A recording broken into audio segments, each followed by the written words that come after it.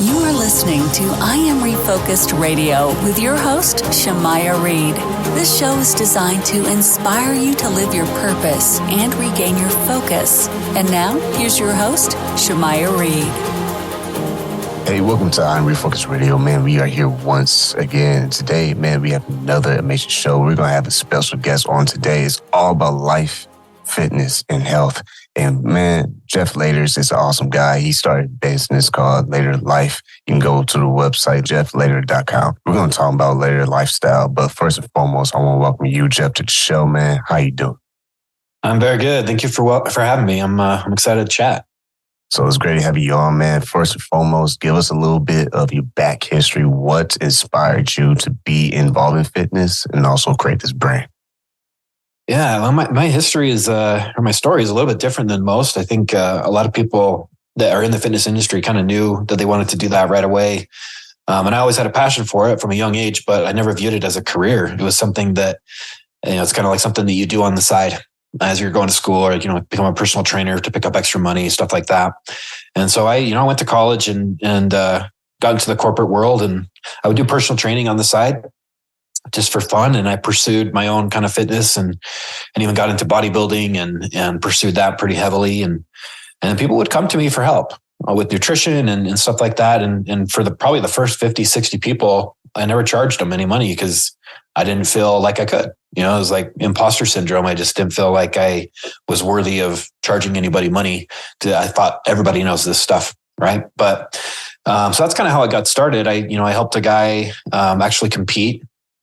And he started telling all his friends, and he won, which was that was a good result, and the word just kind of spread, and it kind of took off. And my wife did this with me, and that's over 10 years ago, and we've helped over 6,000 people to date, and have a team of about 15 now, and it's something that we're blessed to be able to do every day.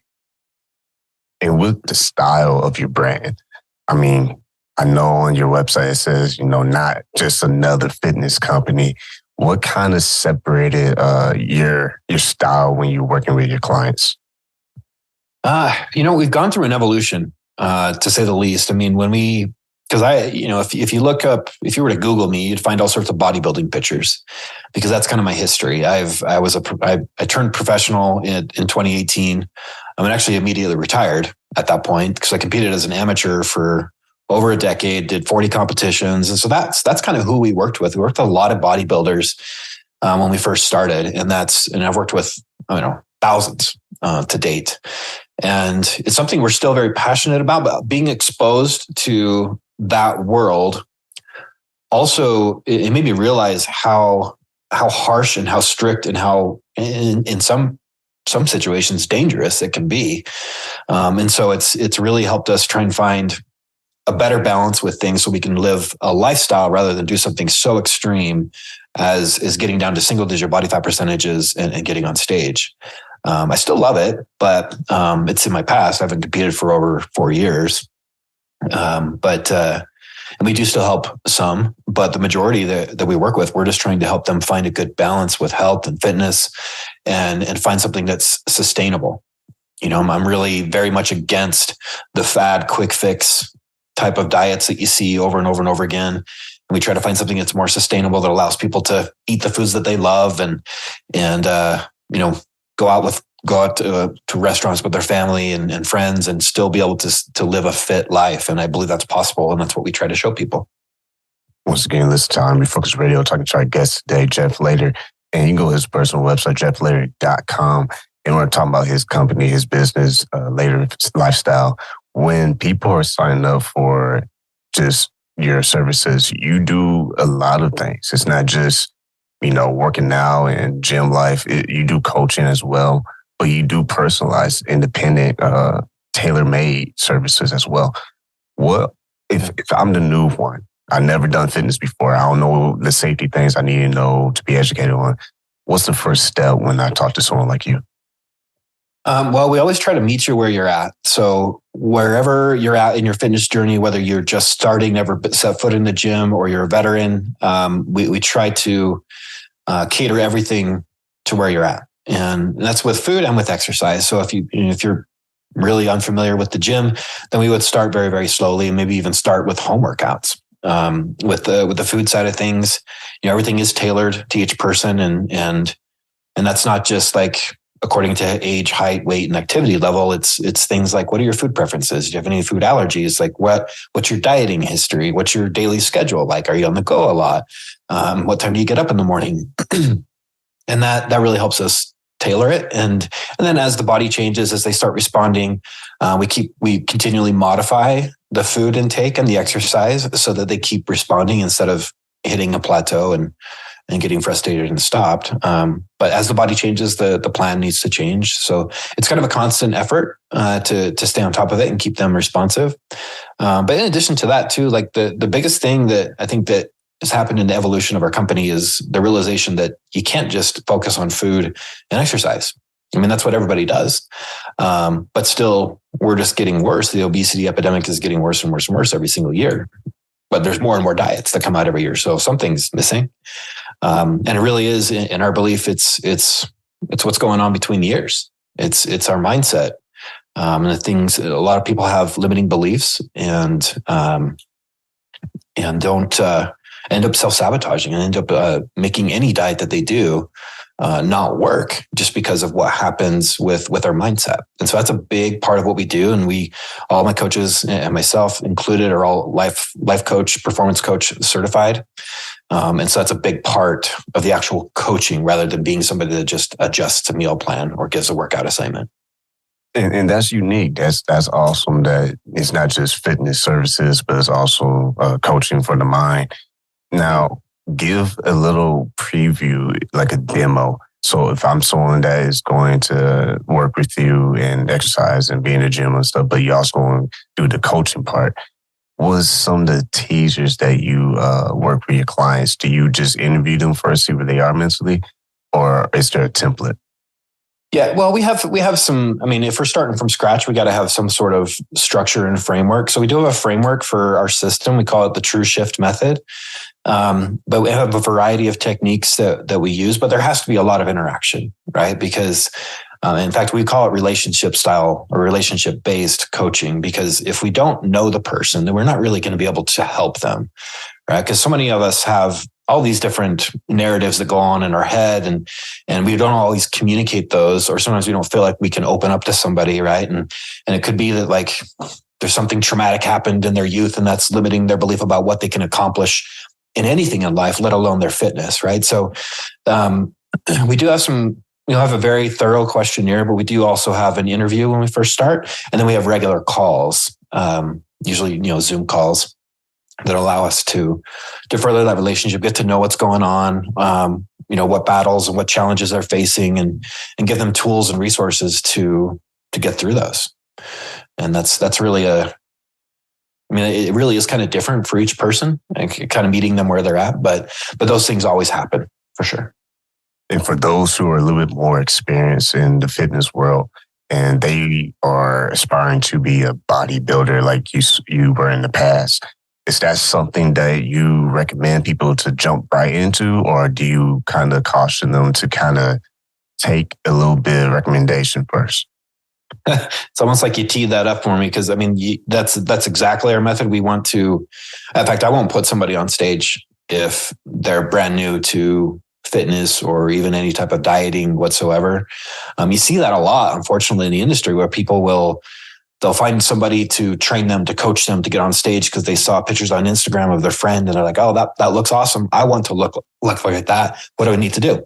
And so they find someone that they can pay, and they'll help them get ready. They jump right into it, and they could possibly do really, really well. And I've seen this happen.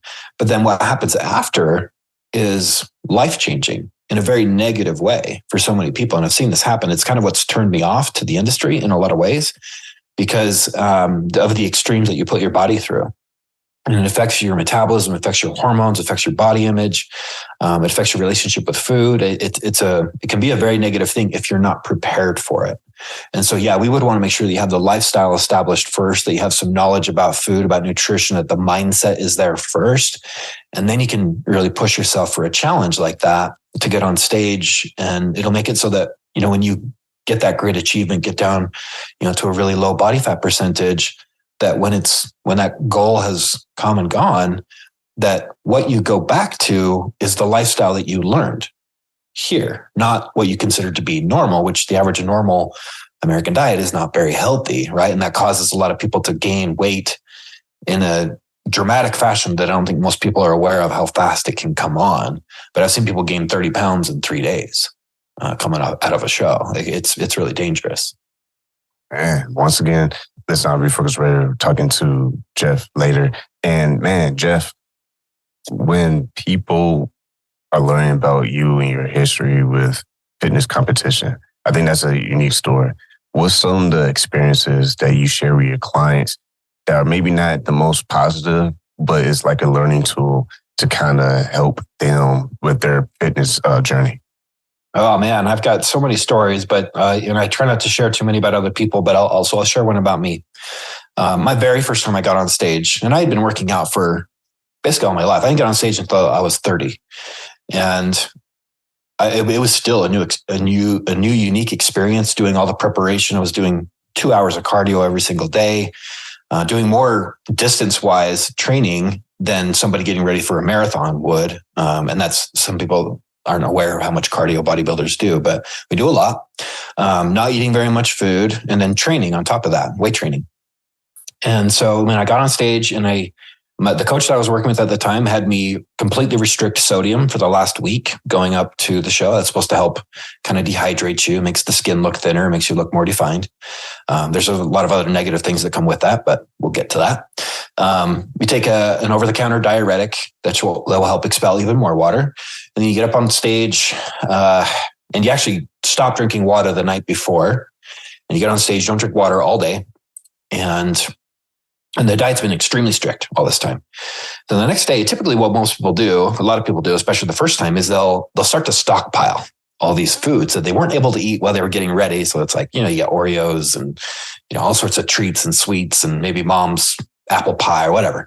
And so I did that. And I remember the next day, so it always on a Saturday is usually when the days of the competition are. And Saturday night, everyone goes out for a big meal, and that's pretty normal. But mine kept going. So the next day, Sunday, kept eating all these foods, and I had all these foods at home that were just staring me in the face, ready for that day. And I indulged. And at my very first show, I was 175 pounds the morning of the competition. And by Monday, I was 195 pounds.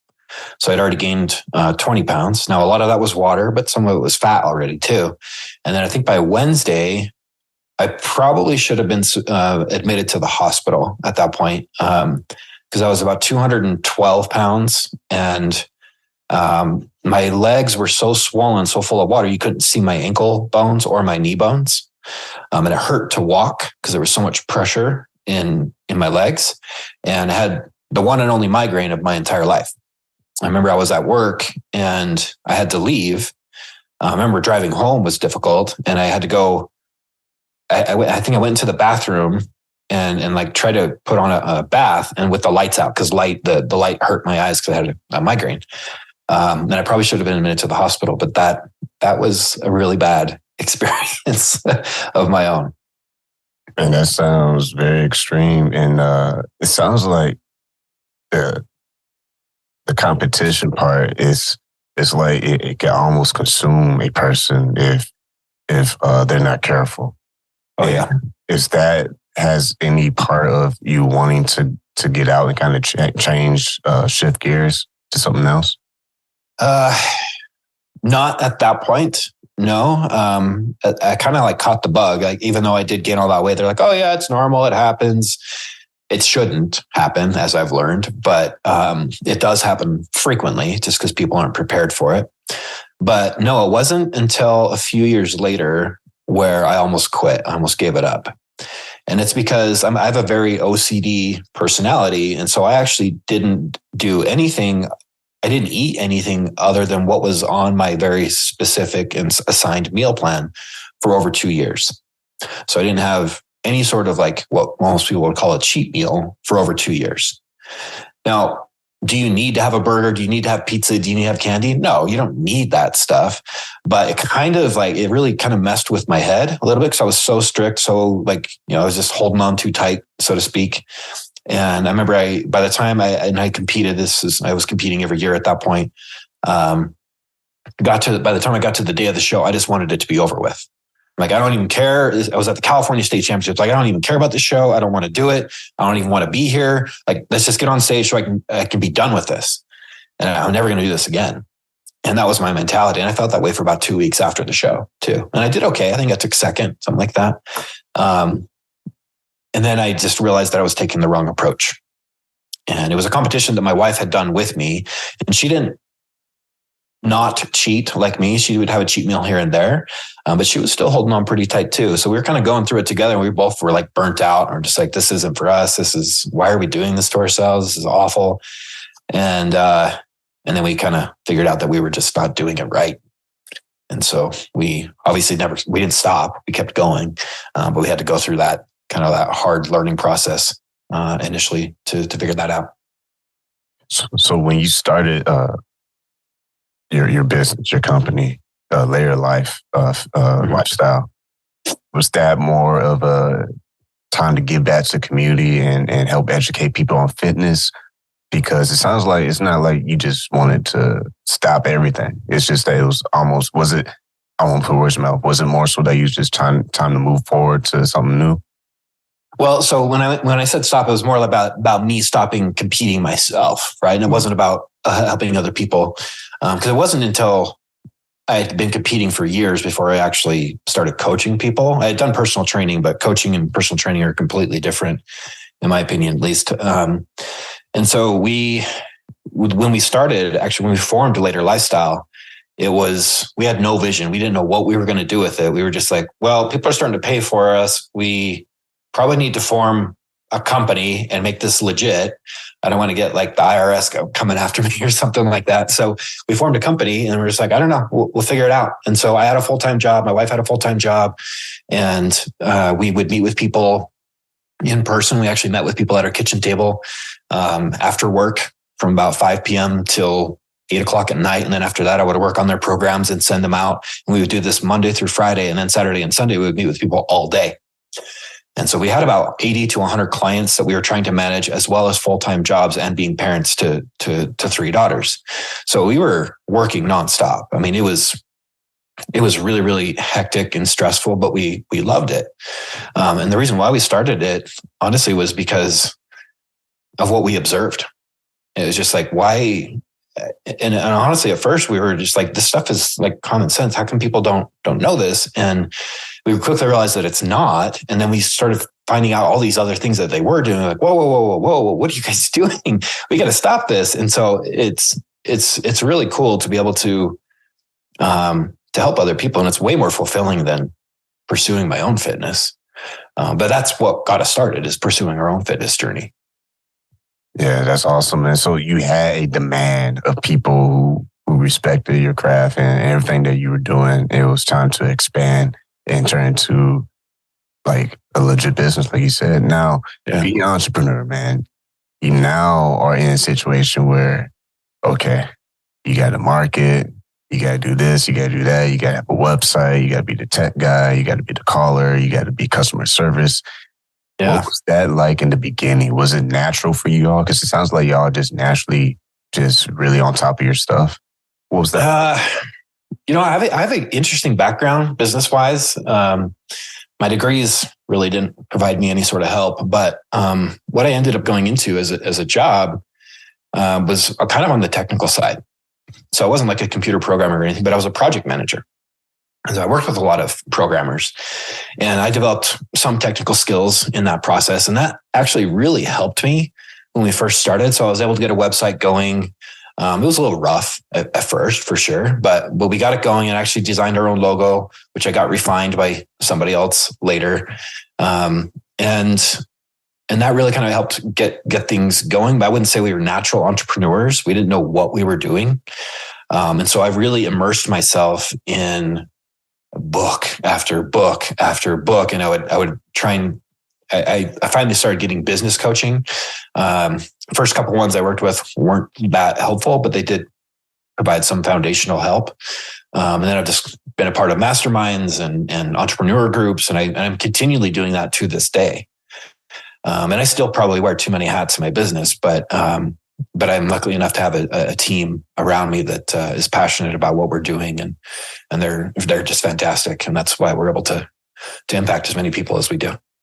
Listen to I'm Refocused Radio. I'm talking to Jeff Lehrer. Go to his website, jefflehrer.com. He's the owner of Lehrer Lifestyle. And man, everything that you do, I went to your website, looked things over, and everything is just really like precision. It's clean, it's neat, it's organized, and as it always should be. But my point is, the brand always speaks for itself. When someone just kind of stumble upon your website, okay, let me check this guy out. It's always about presentation. So when you are just putting yourself out there as a business owner, how important is it for you to always have that presentation intact before people meet you on day one? It's actually something that's been important to me from day one. We actually have a lot of software that we use on the back end, but I've been extremely picky about what we use. In fact, we didn't have an app until actually we're coming up on 2 years, which is kind of late, because apps have been around for a lot of time. You'll see one-off teams, like one personal trainer or coach that has their own app. Usually it's just a white labeled thing, but we evaluated 24 different apps that we could potentially use, and none of them quite fit.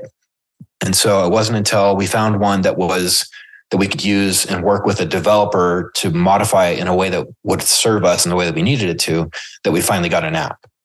And it's still constantly being worked on. But I appreciate the kind words about our website, because I'm not 100% happy with it. There's always different things. If I looked at it every day, I would probably change something on it every single day. But it's important to me to present a professional experience for other people. And I think starting out, maybe some of that was a little bit of paranoia, maybe feeling like a little bit of an imposter. Like I at least want to look like I'm professional. Maybe I don't know anything. Maybe I'm just some idiot that is an imposter, but I at least want my stuff to look professional. And I certainly didn't know what I know now when I first started, but I kind of built upon it, and I've tried to remain open-minded with everything and keep that mindset of like, I need to always be learning, because especially with the human body, there is so much to know, and I will never, ever know it all. No one will. There are a lot of people that do think they do. And those are people you need to avoid. You need to run away from those people. If they think they know everything, those are not people you want to be associated with, because I hear this from other people. It's like, the more you find out, the more you know, the more you realize how little you know. And that's definitely something that I've experienced as I've grown over the years doing this. And with time wrapping up real quick, one more question for you. With your business, Lehrer Lifestyle, the brand is looking sharp, is looking clean. But what has been the most rewarding part of being, in charge of your own brand and developing it and watching it grow over time? There's the outward impact to the people that we work with. But building this team, I think it's, the team members themselves. I think, to see so many people being positively impacted. I have some single moms that work for me that are 100% dependent or independent now, and they live a comfortable life because of this company, and that's something that means a lot to me. And it's probably what stresses me out the most. But just in being in charge of a business is like I am responsible for their livelihood. And so I need to make sure that our company is healthy and that we're always moving forward and growing so that they're taken care of. And it's the most stressful part, but it's also the most rewarding part. And man, I have to ask this last question. If someone is in a position where they are thinking about starting their own fitness company themselves, just generally speaking, what words of wisdom will you give to them based on what you learned so far? You have to be very relentless at first. I mean, it's a very saturated market. There's so much competition, but you have to be yourself. I think so many people try to copy other people and it doesn't come across as genuine, and they're not even comfortable doing it, but they do it because they think that's what's going to make them money. And that's one thing I guess that I've tried to do from day one, just because my impression of the fitness industry is not a positive one. I think it's not really helping people. If you look at the direction we're not going forward, we're going backwards. And I think it's because of what is mostly being said out there. People are getting marketed to, and they're getting preyed upon with marketing tactics that are very sleazy. And so I would tell them, and maybe this is just my personal opinion, but if you're doing this for the right reasons and you have morals, then you would never go down that route. You would really, truly try to help people. You need to care more about them. You need to care about making money, and then the money will come. Awesome. You need to make them the priority. That's the key right there. And once again, man, having a great time talking to our guest today, Jeff Lader. You can go to his website, that's jefflader.com, and his amazing brand, Lader Lifestyle. Man, first and foremost, what is the call to action you want to give our audience that they can take once they're done hearing this interview?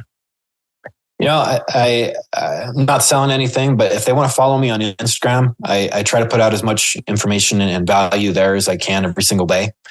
And my Instagram handle is just Jeff Lader, JEFFLATER altogether.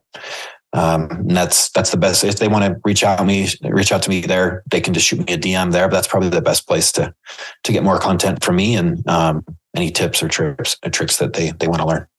Awesome, man. Thank you to Jeff Lader be on the show, talking about his amazing business, Lader Lifestyle. Go to his website, his personal website, jefflader.com. I want to say thank you again, taking time in your schedule to talk to I'm Refocused Radio today. Thank you for having me. This has been great.